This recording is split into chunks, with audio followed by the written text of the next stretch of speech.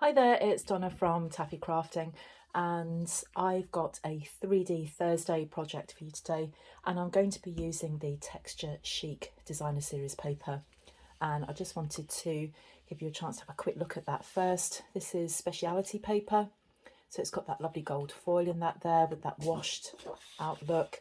Got some shells, this lovely green going with that foiling, and then, oh, look at that, it's kind of a wood effect with green on it. I like that. More foil, and on the back of that we've got some lovely flowers. This is absolutely beautiful paper. I'm loving this. The catalogue, I'm afraid, does it no justice. So some more gold, and we've got some lovely green and orange and pink on there. And we have this one, so the green again with the foil and some oranges and pinks. And then we've got some leaves. Could really be quite autumnal this, but I still feel it's quite summery with the orange and the pink. And then this is one that I'm going to be using today because it's so striking. So this is probably a bit evening evergreen with that very dark green in there, totally clashing with my nails, with the gold. And then we've got a bit of a snowflake on the back. So that's what we're going to be using, and I'm going to be using a whole sheet of 12 by 12. I don't often do this, and I was inspired by Sam of Pootles Papercraft. She is my upline, and I thought, well, I'd love to have a go at that, of what she's doing. Let me show you the thing that I made with the flowering fields. This is still available in the mini catalogue up until the end of June. So this isn't going to be available for very much longer. But this bag is made out of a piece of 12 by 12, the most dodgy looking bow. I'm pretty rubbish at bows. I think most people know that I am pretty dodgy at bows. But I like the way it opens out at the top, so it's not folded. There's no fold lines there. It opens up. I think it almost looks like a vase. Or is that just me? I think it looks like a vase. Anyway, let's get going. It is super easy, this project. So with your sheet of 12 by 12, now what I like about this one is that there's no direction to it. But if your paper does, like this one did, when you put this into the scoreboard or into your paper trimmer to do your scoring, you need to make sure that it is the right way up first. So however you're going to see your bag, that's where you want it to be. Now I'm going to score it on the other side because I don't want to ruin the foil. And we are going to make 4 score lines on this side, and then we're going to turn it, and then another 2 score lines. So we'll start off with a score line at 2 7/8. We want one at 5 3/4. 8 5/8. And 11 1/2. So now when you turn it, turn it to the right, this is your bottom and this is your top. So at the bottom here, which is the right-hand side, left-hand side, sorry, dear, you are going to score at 2 1/2. And then over here, you're going to score at 10. And that's all you need to do with that. So whether you score on this side or that side does not matter. So it could be that if you've scored on the right side, you're going to be trimming on the other side of your paper to what you're going to see me doing. It doesn't matter which way you do it. So I'm trying out a slightly different camera angle today because I've got bigger paper. So we'll see how we go. Now what we're looking for is this long strip here. This is where that 1/2 inch score line was. And what I'm going to do here, so this is the bottom. So this 2 inches here is the top. This is the bottom. It's much easier if you have directional paper with that. So what I'm going to do is cut diagonally there to where those 2 score lines meet. So I've just cut diagonally there. This is the bottom. And I should have folded and burnished first, so I'll do that next. I'm just going to get rid of that. So actually, fold and burnish first. I've just completely forgotten about that. Again, just be gentle if you have foil paper.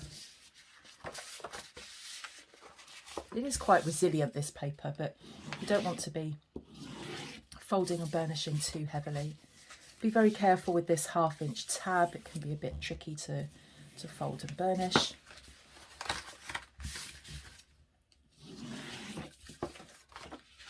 I wanted a nice quick project to do this morning. I've got a friend coming over for a cup of tea very shortly, so I just wanted to get this filmed and uploaded before she got here.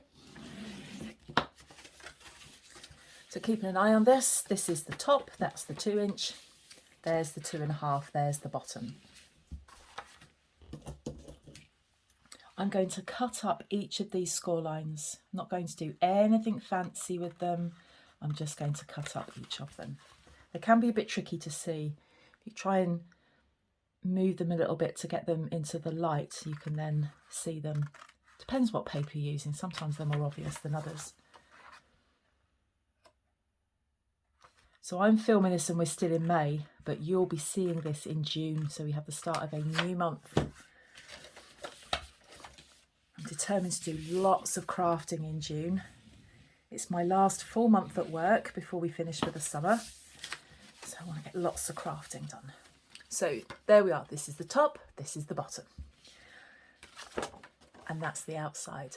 Now what we're going to be doing is putting some tear and tape all the way along here. So this 1/2 inch rectangle here, we've lost this bit because we cut that away.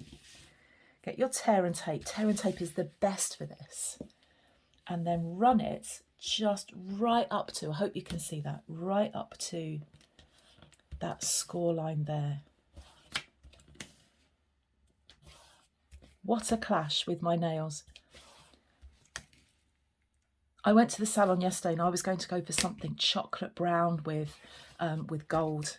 Totally had it in my head what I wanted to do. And when I got there, on her desk was this bright blue. And I just completely changed my mind. I just fancied something really bright. I don't know why. I don't normally go that bright. I know they're not to everybody's taste, but they cheered me up no end. So I've taken off the backing paper of that tear and tape. I'm just moving in that sticky bit there. And then what I'm going to do, why is it when I'm doing a video, one of my children phones me? They're going to have to wait. So that's the sticky bit along there. And then we're going to fold that over. And if your score lines are accurate and you've been careful and kept them square, folding this over they should just meet with no gap.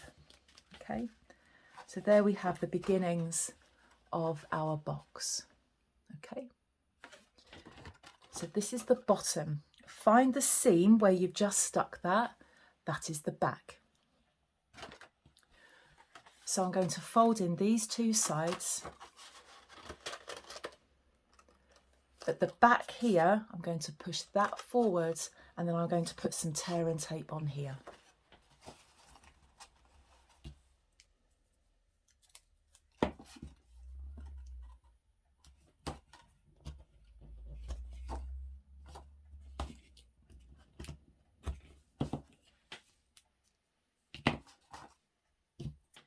Then just take that backing paper off there. And then when you push this down, it doesn't go to the end just because we've got a different size bottom to our sides. Move this up and make sure this, it's very difficult to show you on camera because it's just such a wide shot. Make sure that it's all nice and square before you bring it in like that. Okay, so just a couple of extra seconds to take some care to get those to for that to be nice and square. So work out where your back is again. I must have a good seam going on here because I can't actually see it. There it is, I can see it there. So that's the back, that's the seam. Keep it at the back. And then here, what you're going to do is just very gently push these together, but don't squash it. So if you just push your fingers in there and then just squeeze where that score line is, and then it kind of fans out. Don't then fold it because you really lose the effect. Now, if you look at the sides, they're now starting to form, and you can keep that like that if you want. I quite like that. Or you can push them right in like I did with that one. It does depend what you're going to put in the box. So, you know, it's entirely up to you. If you go quite gently, you can just form this to whatever shape you like. And I'm just really moulding that there. And then you can just get them to match. Sometimes they kind of go their own way, but I'm just pushing that in there like that. And then this still fans out a little. Sorry, I'm just trying to show you that there. That still fans out a little. So the next thing you need to do is then put some ribbon on here. That's what's going to keep it all together. So let's see what ribbon I've got. I do have some gold ribbon, which I believe is still current, and that matches nicely. Now, if you watch me regularly, you know that I'm pretty rubbish at bows, but I'm going to do my best. Please don't judge me. So I'm just going to take a length of ribbon, not too long, otherwise it just flaps about all over the place.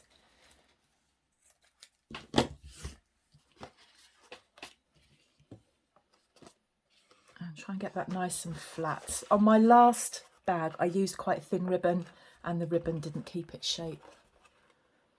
So let's just... And what will happen, it won't go right because I'm filming. It just won't. So what I'll do is I'll just muck about with it a little bit off camera. I see people do bows and they go, da-da-da, done. So why can't I do that? Look at it, absolutely awful. It's upside down. It's totally upside down. How come I get a bow that's upside down?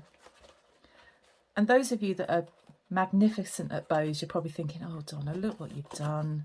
Look at that. It's terrible. So I'm just going to have a little play with that and just try and put that right. But it's all about the box. It's not about the bow. It's not about the bow, is it? I'm just going to stop playing with that. It's probably doing your head in just watching that. But anyway, that'll do for now. That'll do. And I'll sort that out later. But that's really just where I wanted to go with that. After that, you can put decorations on it. And when I put this on my blog post, I'll put a decoration on there.